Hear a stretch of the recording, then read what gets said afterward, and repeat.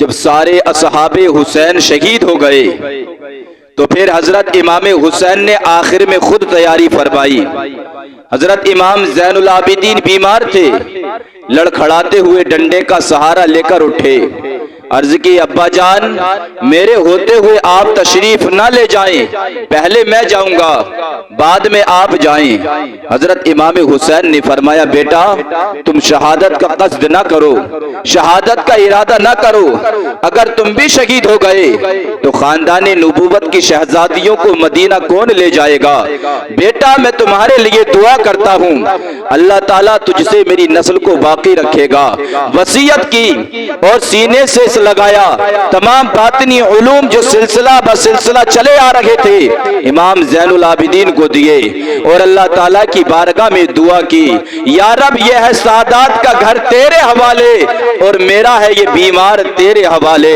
حضرت امام حسین رضی اللہ تعالیٰ عنہ خود تیار ہوئے، سر پر امامہ رسول باندھ کر، ہاتھ میں ذوالفقار حیدری لے کر، سینے پر زرہ امیر حمزہ لگا کر تیار ہوئے اور اہل بیت کو آخری خطبہ دیا کہ میری شہادت کے بعد بال نہ نوچنا، غریبان چاک نہ کرنا، ماتم نہ کرنا، نوحہ نہ کرنا۔ خطبہ دینے والے حضرت امام حسین ہوں، سننے والی شہزادیاں ہوں، پھر عمل کا کون اندازہ کر سکتا ہے؟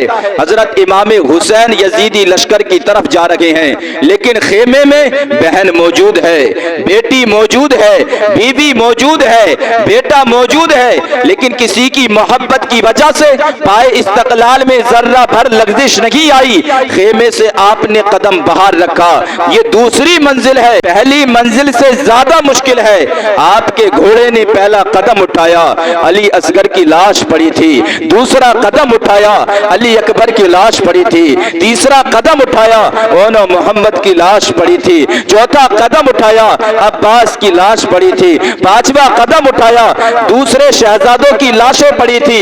آج اگر کسی کے گھر میں ایک لاش پڑی ہو کوہرام مچ جاتا ہے، لیکن قربان جائے حضرت امام حسین کے، آپ کے سامنے کئی لاشیں پڑی ہیں، لاشوں سے خون شہادت نور کے فواروں کی طرح بہ رہا ہے، لیکن قوت بازو میں ضعف نہیں آیا، پائے استقلال میں لغزش نہیں آئی، پیشانی پر شکن نہیں پڑی، چراغ ٹوٹ گئے، آفتاب ڈوب گئے، لیکن جبین پر ذرہ بھر شکن نہ آئی۔ آپ کے گھوڑے نے قدم اٹھایا، یہ تیسری منزل ہے، ادھر خود اکیلے تنے تنہا ہیں، سامنے 22,000 یزیدی لشکر ہے، ادھر خاندانی نبوت کے شہزادوں کی لاشیں ہیں، پیچھے خاندانی نبوت کی شہزادیاں ہیں، لیکن ان مشکلات کے باوجود آپ کے صبر و استقلال میں فرق نہیں آیا۔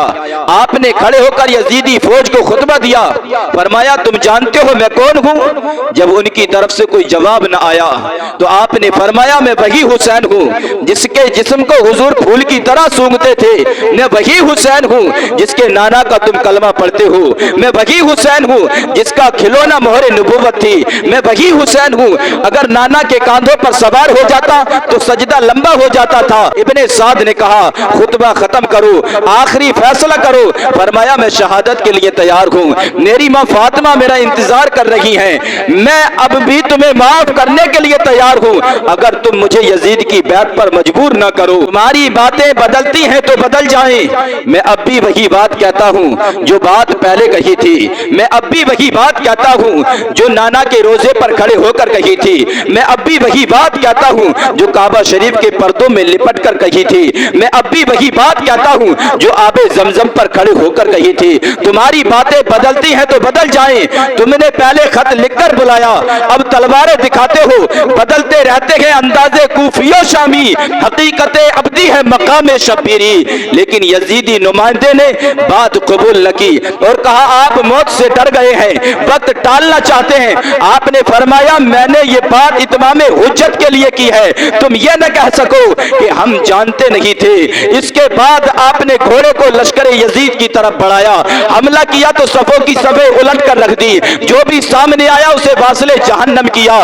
عمر بن سعد نے اپنے لشکر کی جب یہ حالت دیکھی تو اس نے اپنے لشکر کو آواز دے کر کہا کہ پیچھے पीछे हट जाओ अगर जान बचाना चाहते हो।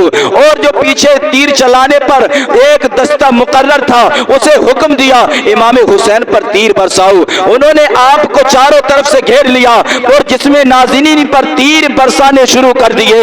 आपके जिस्म पर बैक वक्त 72 तीर आकर पैबस्त हो गए। हजरत इमाम हुसैन घोड़े से नीचे तशरीफ ले आए। बारिश होने लगी तीरों की।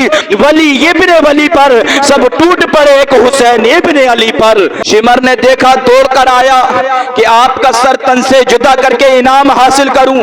इमाम हुसैन ने फरमाया, शिमर हट, मुझे नमाज अदा करने दे, मैं नमाज पढ़ता हूं, तेरा जो जी चाहे करना। मेरे बाप की एक नमाज कज़ा हो गई थी। सूरज वापस लौट आया था। शिमर सुनकर कांप उठा।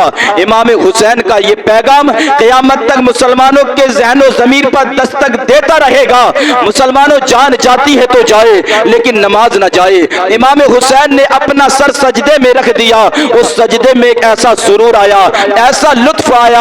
आप ज़बाने हाल से फरमा रहे थे, अब सर तन से जुदा हो सकता है लेकिन उठ नहीं सकता।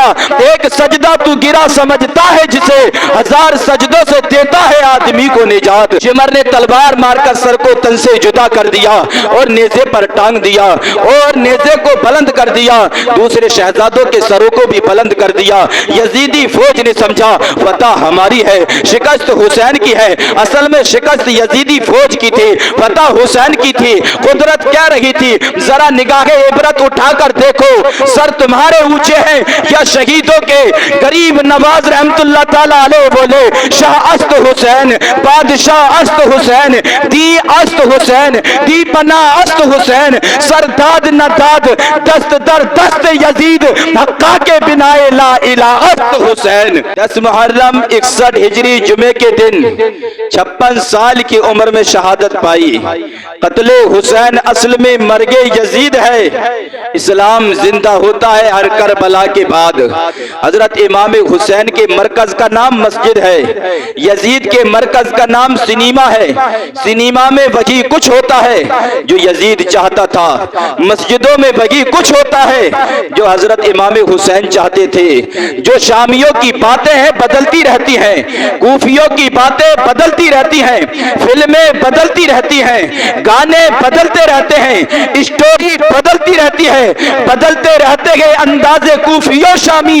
हकीकत अबदी है मकामे शबीरी, लेकिन अजान न बदली है, न कुरान बदला है। अजाने वही है, नमाजें वही है। अगर इमाम हुसैन से मोहब्बत है तो कुरान मजीद पढ़ो, कुरान मजीद से मोहब्बत करो, यजीद से नफरत करो। हजरत इमाम हुसैन मैदान करबला में अकेले रह गए लेकिन हथियार नहीं डाले, बातिल की चट्टानों से टकरा गए।